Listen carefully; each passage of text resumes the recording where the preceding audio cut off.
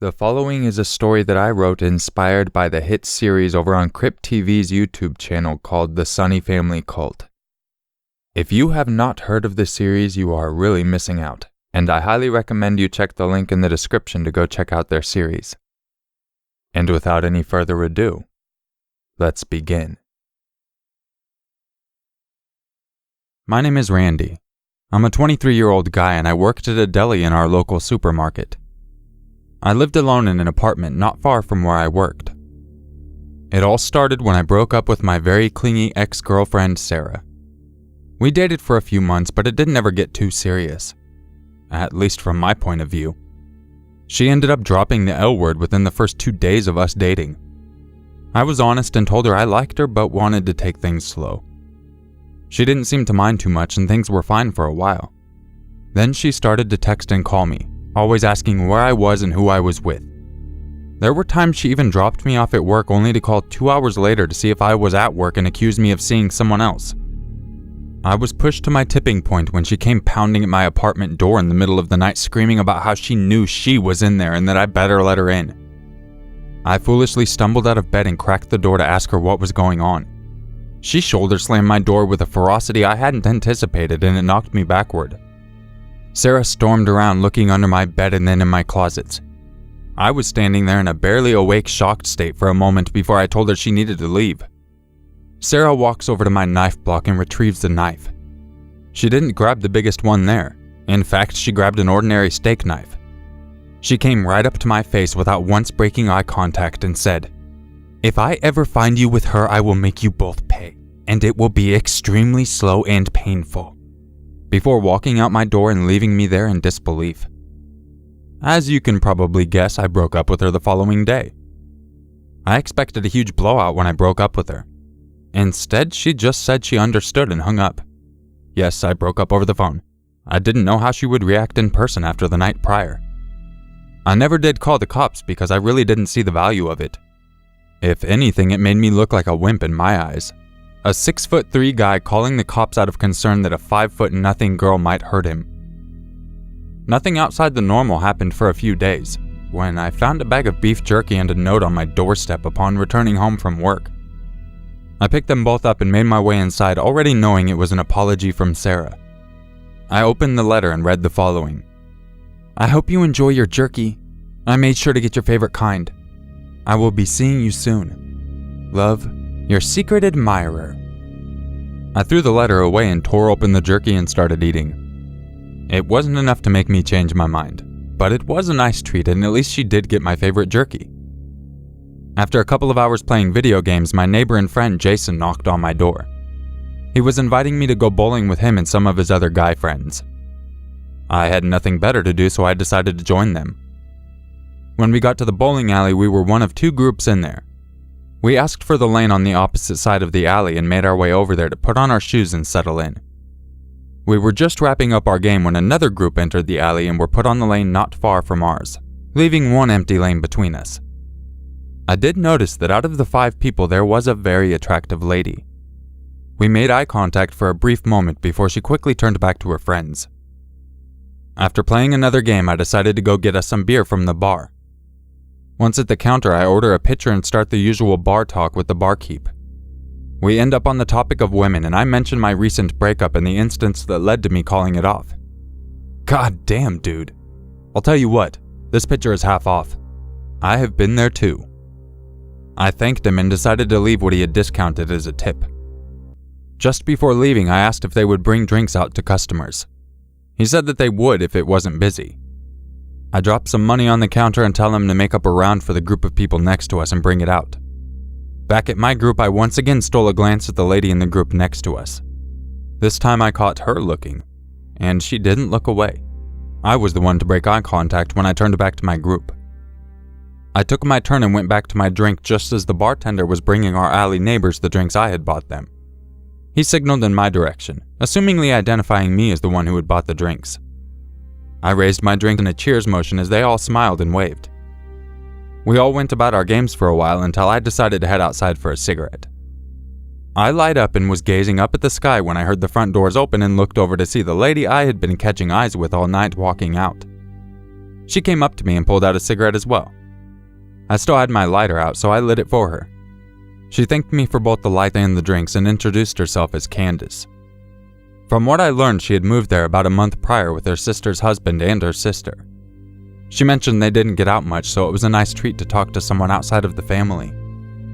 We got on the topic of if we were seeing anyone. Turns out we were both newly single and not looking for anything serious.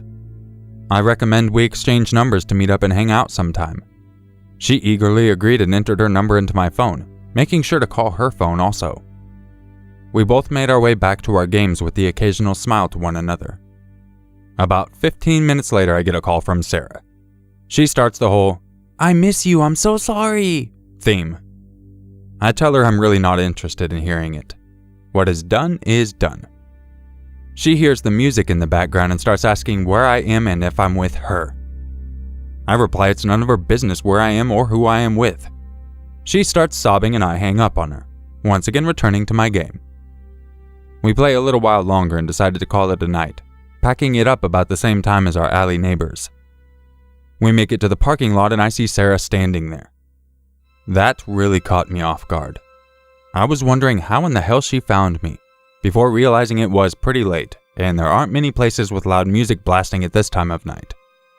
She runs up to me and starts crying. I look at Jason with a desperate look for help. He returns the "you're on your own" look, while making his way to his car and saying he will meet me there. Sarah starts making a scene, and as this is happening, I see Candace and her group looking over as they make their way to their van. Candace shoots me a reassuring smile, and I return the best fake smile I could muster. Sarah jerks her head towards Candace, and Candace's smile fades, revealing what I call a death stare. If looks could kill, Sarah's family would be planning for a funeral. Sarah turns back to me and tells me that she'll talk to me later, and that this isn't over, before storming off in the direction of her car. I make my way to Jason and we head home. Once at the apartment, I thanked Jason for the invitation and told him I really needed it. "Yeah, I can see that," he said, chuckling and unlocking his door. I went in my apartment and called it a night. The next day, I got up to my alarm clock and did my usual routine getting ready for work. When I looked at my phone, I saw that I had a missed text from Candace asking how I was. I told her that things could be worse. On my way out the door, I see a sealed box with my name on it sitting on my doorstep. Rolling my eyes, I put Sarah's next pitiful attempt at an apology on the table and head to work. About halfway through my shift, my manager tells me I have a call on the customer line. I go and answer it and am greeted with the sound of someone hanging up. This happens 2 more times before my workday is complete. My manager even informs me that the work phone is not for personal calls. I let him know I have no idea who is calling. He shrugged and said I better figure it out before my weekend is up and I come back to work. That evening I get home and am greeted by yet another package on my doorstep. I get inside and place that package next to the other one from this morning before hopping in the shower. When I dry off and check my phone, I see that Candace had messaged me back. She thanked me again for the drinks last night and said she couldn't help but see my argument. I told her it was just another bitter ex, and she told me she knows those all too well, before recommending we meet up again sometime soon. We make plans for the following day for a walk at the park since we both are free, and I make my way back to my table to see what had been left for me. I open the box that had been left for me that morning and see another box with a piece of paper attached. I unfold the paper and see that it's actually a drawing. It looked like it had been drawn by a fingertip using blood. It was extremely creepy in its simplicity. It was a smiley face with a line vertically through it. More confused than anything, I tossed it aside and opened the box it was attached to. I cut the tape and unfold the top of the box before peering inside. Then immediately wish I hadn't. It was warm in my apartment, but I had the biggest chill run down my spine as I realized what I was looking at was a human ear caked in blood. My heart started racing and I had one of the biggest surges of adrenaline I had ever had. My mind started racing, trying to figure out what was going on and what I should do. I got my bearings and immediately dialed 911 to report what I had found. The rest of my evening involved a lot of questions, my apartment being searched, me being brought to the station, and a lot more questions. I told them everything I knew, multiple times. They asked if I had any idea who had left those packages, and I brought up Sarah as being my only suspect and explained our situation. They asked for her contact info, to which I gave them her phone number. About 2 a.m, they finally let me go and said that they would be contacting me again soon. They gave me a lift home and informed me that they would be closely monitoring my area. I thanked the officers and made my way back into my apartment. Upon walking in, my apartment gave off a different vibe. It was very weird knowing that a piece of someone had been inside my place. Well, detached from the rest of the body, of course. I wondered if they were alive. I wondered whose body it was from. And probably most of all, I wondered who had left the packages. The cops never did tell me what was in the second package, nor did I even care to ask them. After getting a little bit of sleep, I wake up to my phone ringing. I sluggishly answer it to my mom frantically asking if I was okay. I hadn't even told her about the packages, so I was assuming she had got wind of that. "Yes, Mom, I'm fine. Just had a mighty good scare from it." She started apologizing for the loss of my friend and said she was praying for Sarah's family. "Sarah's family?" I asked her in surprise. "Why are you praying for them?" My mom hesitated before stating, "You know they found her body early this morning, right? That is why I'm calling you. I just saw it on the news and assumed you knew already." I informed her I had no idea, just as a loud knock scared me out of my skin. I make my way over and open the door to the officers I had spoken to the night prior. I told my mom I needed to go. "Randy, we need you to come with us and answer a few more questions."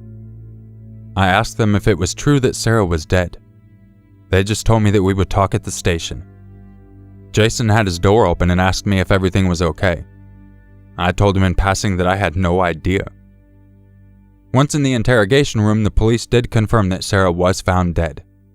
They said it was a homicide, and from what they gather, she was killed not long after our little quarrel at the bowling alley parking lot. I was asked where I was after the fight, and I told them. They told me that they would need to confirm with my neighbor to make sure I was with him, and that I didn't own a vehicle. In the meantime, they dropped a bombshell on me. They told me that in the other box I had found on my porch, they found a severed hand. Both the hand and the ear were from the same person. That person was also found dead. That person was Sarah. My mind stopped working for a moment. I felt like someone had just struck me upside the head with a 2x4 and I couldn't even come up with a coherent thought. After getting lost in my head for what felt like an hour, I was called back to reality by the officer asking if I had any idea who would want to harm her. I was completely stumped. I hadn't heard of anyone wanting to hurt her, nor did she voice any concerns. After a few more hours, the officers told me that my alibi checked out, and given the fact I didn't have a car, I couldn't have killed her and moved her body in that time. They were not considering me a person of interest anymore, but if I had any information, to give them a call. Once again, I was dropped off at my apartment with my mind in complete disarray. Everything felt like it was just one long bad dream. I started to feel a little bad for how I treated Sarah the night of her death. Maybe I should have given her another try. I quickly squashed that thought and laid on my bed thinking about everything that had just happened. After an hour or so, I get a text from Candace asking me if we were still on for our walk. I had completely spaced it due to everything going on. I decided to give her a call rather than text. "Don't tell me you're calling to cancel on me," she says in obvious disappointment. I decide to tell her everything that is going on. She says that it's unfortunate to hear, but given how she heard her talking to me in the parking lot, it wasn't a surprise someone would kill her. That statement caught me off guard. I told her Sarah could be a little crazy, but death wasn't what she deserved. Candace paused before she said I was probably right. She then started to encourage me to join her for the walk, saying it would help to take my mind off of things. Getting out in the fresh air did sound a lot better than sitting in my creepy-feeling apartment, so I told her we were still on and I would see her soon. I took a long shower and got dressed for the walk and met her at the city park. We exchanged a quick greeting before starting down the trail. The first few minutes felt awkward, like neither of us knew what to say. Candace finally broke the silence. "So I take it you and Sarah are done for good now." "That isn't funny, Candace," I snapped back. "But it is true," she states, giving me a matter-of-fact look. Too soon for jokes, I reply. We walk in silence a little longer until we hear shuffling in the trail beside us. We both turn our attentions to the source of the sound and see a snake that just caught a mouse. We started hearing the shrieking of the mouse as the snake began to devour it. Candace chuckles and I look over to see her smiling and not appearing to blink. "Isn't death beautiful?" she says while still staring at the snake. No? The look in someone's eyes as life leaves them is like nothing else you can experience. Once you witness it, you realize how precious and beautiful death really is. You can only die once, and once you're gone, all that's left is how you impacted the world. Most people have no significance. Everyone is too busy worrying about themselves to put in an effort and make the world a better place. We like to make the world a better place. We like to make a real impact. I stood there in complete silence as I listened to what Candace was saying. My mouth started to feel dry. That's when I realized that I was now listening to Candace with my jaw literally dropped. She looked at me when I finally closed my mouth to swallow. Sarah wasn't doing anything good for the world. In fact, she was dragging it down. Along with you. You should be happy she's dead. We did you a favor. We did you a favor? What the hell does that mean? I asked, all but sure of what I was about to hear. My family helped the world with one of its problems. We helped you with one of your problems. Just as she finished that statement, I started running back to the trail entrance. I sprinted through it and kept on going towards my apartment while simultaneously pulling out my cell phone and dialing 911. I'm trying to tell the operator what's happening while running at full speed, and just as my apartment comes into view, I hear the roar of an engine. I look over my shoulder and I see a van speeding up behind me. I quickly recognize it as the van Candace had gotten into at the bowling alley, and I start screaming to the operator that a girl named Candace and her family killed my friend and are after me. The next thing I know, the van is right beside me and the back sliding door swings open.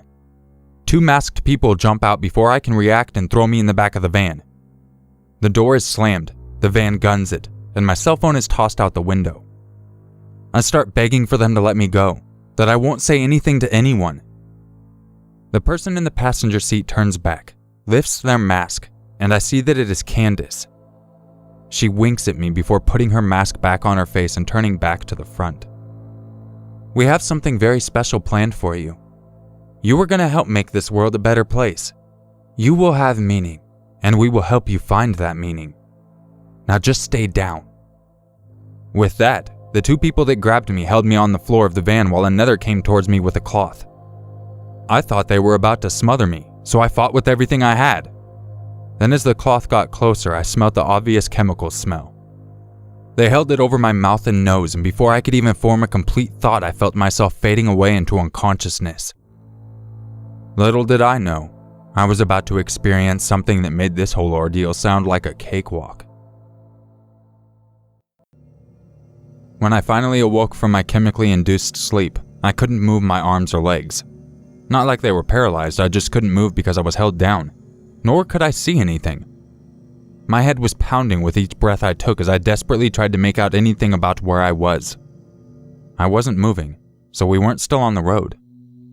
I started to pay more attention to the sounds and made out the sound of an air conditioner or a heater running. I came to the conclusion that I was already in a house. I started trying to see if there was any way I could untie my legs or feet, but they had me tied in so many places I literally couldn't move an inch. Even my breathing was restricted due to how tight I was bound. I was afraid to make any sound. I knew if they heard me, they would come in. But I also wondered if I screamed loud enough if anyone outside would hear me and be able to help. I was still going over my options when I heard multiple sets of footsteps walking by outside of whatever room I was in. They stopped outside the door and I heard them talking to each other. Though I couldn't make out what they were saying, it was obvious they were both men. I was silently hoping they would just walk away and give me a little more time to decide on what I was going to do. Not my lucky day. I heard the doorknob twist and the creaking of the hinges as the door was opened. I saw a little light start entering the room and I closed my eyes and pretended to be unconscious. "You awake?" I sat there silent, not sure if I should answer. "Are you awake?" I heard the sound of a light switch and I see it get brighter through my eyelids. I still don't dare open my eyes. I heard one of them walk toward me when I felt an incredible pain in my chest. I couldn't help but scream as my eyes shot open and I tried in vain to get myself loose. Both of the men wore the same mask as everyone in the van. Such a creepy mask with nothing but black eyes and a fold in the fabric that looked like a mouth. The guy that was checking if I was awake lifts his mask and smiles at me. "Candace is quite fond of you. I don't see what she sees in you. You look weak to me." "Are you weak?" Doing my best to put on a brave face, I say, "Why don't you untie me and we find out?" He laughs. "This should be fun," he says as he cuts the ropes holding me down. Once he's severed the last bit holding me down, he steps back as I sit up. He pulls his mask back down over his face and starts whistling. The sound of more people making their way to the room starts to accompany his whistling. As soon as a fifth masked person walks in, he stops whistling and says, "Time to prove you aren't weak. Follow me, and don't try to run. You won't get far." At this point, I really don't have many options. These people have already shown that they will end someone's life without a second thought. I started following him as the rest of them turned as I walked by, making sure to be all facing me as I left the room. Once I made my way through the entryway, they all fell in line behind me as I was led down the hall and through a kitchen. I tried looking out any window I could to find out anything about where I was, but I couldn't see anything through the windows. They were either completely covered, or it was too late in the night by now to see anything. We stop at a door leading out of the kitchen, and before opening it, the man leading us turns to me and says, "A little tip. Don't hesitate. It will make it much easier." I was still trying to understand what he meant by that when the door was flung open, revealing another dark room. He stepped aside and the rest of the group following shoved me in the room and slammed the door. I heard the click of a lock and was then blinded by the lights being turned on. As my eyes adjusted, I noticed the room I was pushed into looked almost identical to a torture chamber you would see in a movie. The walls were covered in different tools to inflict pain, from a hammer to a drill, all the way to a corkscrew. That was the first thing I noticed. The second was the draped table in front of me. It had the very distinct outline of a person. I was almost too afraid to see who was under the sheet, but at the same time I was afraid it may be one of them playing possum. I grabbed a hatchet from the closest wall and slowly made my way to the table. With my free hand, I reached out to grab the sheet. I yanked it hard and stood in shock at who was laying in front of me. It was Jason. He still hadn't moved at all or made a sound, so fearing the worst, I checked for a pulse. To my relief, I found one. I immediately started slapping him in the face and calling his name. I tried to see if there was any way I could release him, but he was being held down by chains as opposed to the rope I had been restrained with. I started looking around to see if there was anything I could get him free with on the walls. Anything that was available would take a long amount of time to cut through even one set of the chains. I run back over to Jason and do what I can to wake him up. The lights turn off and I hear the sound of the door being unlocked and opened. I turn just in time to see a silhouette enter the room and the door close behind it, leaving us once again in darkness. The lights come back on and I see Candace in front of me. "Candace, what the fuck is going on?" I frantically ask as I start towards her. She pulls a gun and aims it right at my face. I freeze. "There are two ways you leave this room, Randy. One way is walking with us. The other is carried by us. You decide which one of those it'll be with your next decisions. Your friend will wake up soon, but that doesn't change what we expect from you. You need to prove to them you're not weak. You need to take a life to save yours. The next time one of us comes in this room, there better be only one person alive." With that, the lights turn off, the door opens, and I see her leave the room and hear it lock again. The lights turn on and I am once again lost in my thoughts. Does she mean I have to kill Jason? No way in hell I'm doing that. But if I don't, we both die. I had no idea what to do. Was I even capable of murder? Did I have any other options? As I'm trying to answer these questions in my head, Jason starts to moan and shift on the table. I go to him and start talking to him. Jason, wake up." He opens his eyes and looks at me. His eyes go wide as he sees the hatchet and he starts screaming, "Randy, what the fuck are you doing? Let me go. You don't have to do this." I tell him it isn't me that put us there and that we're both victims. "Sure we are. Let me out of here then. Let's go get help," he says while struggling to free himself. I walk around to see if there's anything I might have overlooked to cut him free. As I'm frantically searching for anything to free Jason, I start hearing a shuffling coming from outside the door. It reminds me that any second these people could walk in and Jason and I would be dead. I start to wonder if the only way out of this is to kill my friend. How would I live with myself? What would even happen to me if I did kill him?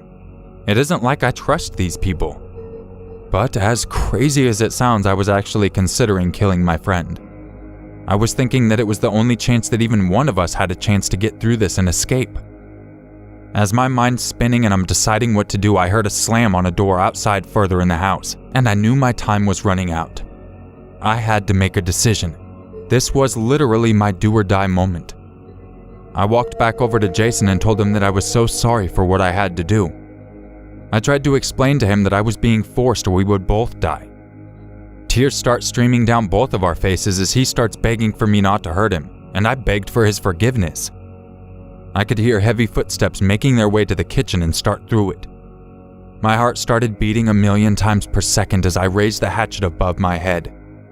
God help me, my plan was to hit him as hard as I could in the head to make it as painless as possible for him. The footsteps were at the door now.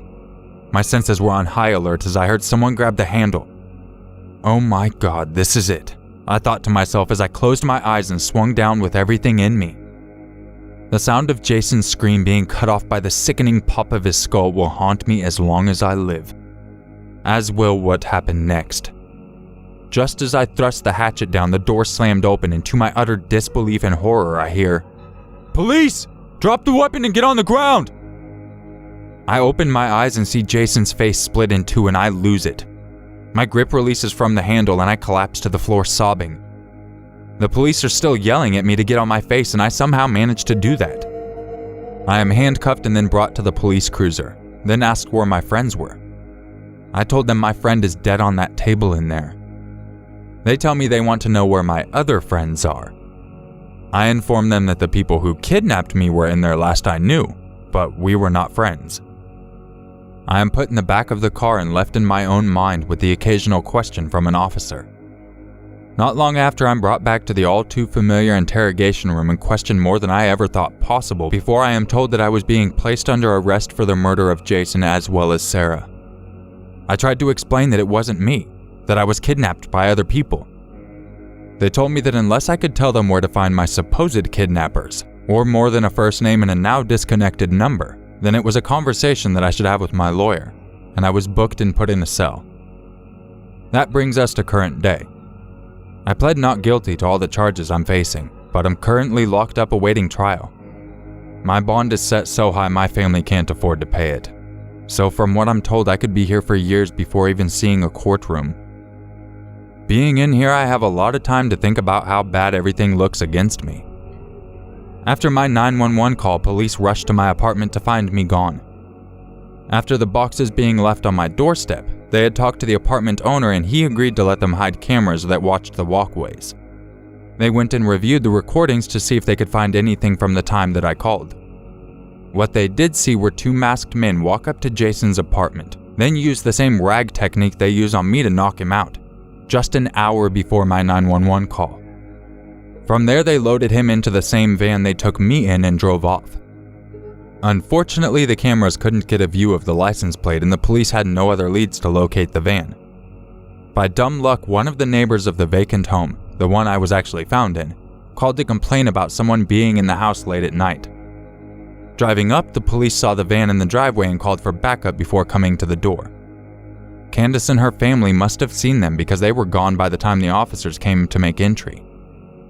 The police came in just as I struck Jason, so they personally witnessed that and I was being held accountable. What's worse is the van ended up being stolen and had no fingerprints. Police assume I stole it before murdering Sarah since it got reported as stolen that night. Pretty much, I am screwed. There is no light at the end of my tunnel. Even if they did believe me, I did end Jason's life, so I'm guaranteed going to be sitting in here a long time. They think that it was actually a group of me and my friends who did this, and that I won't turn any of my friends in. This whole ordeal feels like one insane dream that I just can't wake up from. What's worse, I got a letter in the mail today. I opened it and saw a simple drawing, the same one I had found when I opened the package from my doorstep. I gave it to my attorney and told him it was the same design, but he said it really won't do anything for my case. To be honest, I'm not exactly sure why I'm sharing this story. Everyone always claims to be innocent. They come up with elaborate stories to cover their backs. Unfortunately, this crazy one just happens to be true. I guess I'm telling this so you can know my story, so that you know that true evil is still out there walking amongst you, and killing you isn't the worst thing they can do.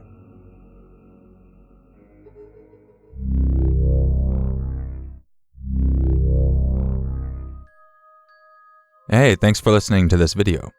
And if you want to see the inspiration for this story, make sure you check the link in the description, as well as the comments, as well as a card that's going to be on the screen at some point. This story was inspired by the series on CryptTV called Sunny Family Cult. And if you haven't checked it out, I highly recommend you go check it out. They have an extremely large quantity of horror content that will be right up your alley, and it's all done in a TV quality format. I highly recommend you go check it out. Like right now, because you're not doing anything else. This video's over, so you should go check it out and subscribe. Show them some love. Thanks again, everybody, for listening to this. I really appreciate it, and I hope you enjoyed this story. I will catch everybody in the next video. And just remember to watch your back, because you never know who or what is watching you. Police! Get on the weapon and drop the ground! Drop the ground. Police! Get on the weapon! Get on the weapon and drop the ground, fool! Alright, this one's for real.